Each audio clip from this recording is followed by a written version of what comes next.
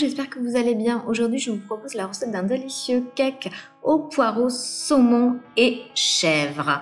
Alors pour cette recette, vous allez commencer par pré-cuire vos blancs de poireaux et pour cela, vous allez insérer le mélangeur dans la cuve de votre compagnon et ajouter une cuillère à soupe d'huile. Vous allez ensuite ajouter 400 g de blanc de poireau que vous avez coupé en fines rondelles et que vous avez bien rincé. Et vous allez ensuite lancer le programme Slow Cook P1 sans le bouchon pour laisser s'évaporer l'humidité des légumes. Une fois que les 10 minutes sont écoulées, vous allez retirer le mélangeur. Le poireau s'est entortillé tout autour, c'est tout à fait normal. Et vous allez remplacer le mélangeur par le batteur.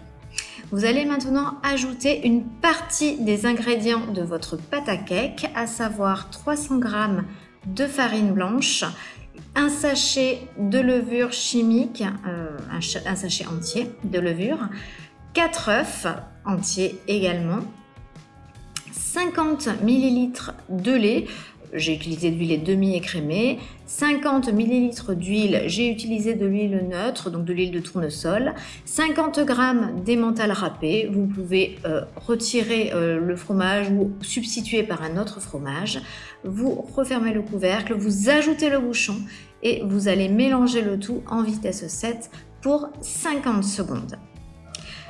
Une fois les 50 secondes écoulées, vous allez insérer la suite des ingrédients, à savoir 150 g de truite ou de saumon fumé coupé en petits cubes et une bûche de chèvre coupée en morceaux. Vous allez saler et poivrer à votre convenance. Encore une fois, c'est au choix de chacun d'assaisonner comme il le souhaite. Et vous allez finir par mélanger en vitesse 4 pour 30 secondes. Et voilà, votre pâte à cake est maintenant terminée. Moi, j'utilise toujours du papier cuisson dans mes moules à cake pour éviter d'ajouter encore du gras d'une part, et d'autre part parce que mes moules sont relativement vieux et que de toute façon ils accrochent. Donc vous remplissez votre moule à cake et vous le passez au four. Alors moi j'ai mis à 180 degrés chaleur tournante pour 1 heure parce que la pâte est relativement lourde et voici le résultat. Le cake est vraiment délicieux, consommé tiède, agrémenté d'une salade verte. Je vous invite à tester si vous aimez le poireau, puis je vous dis à très bientôt.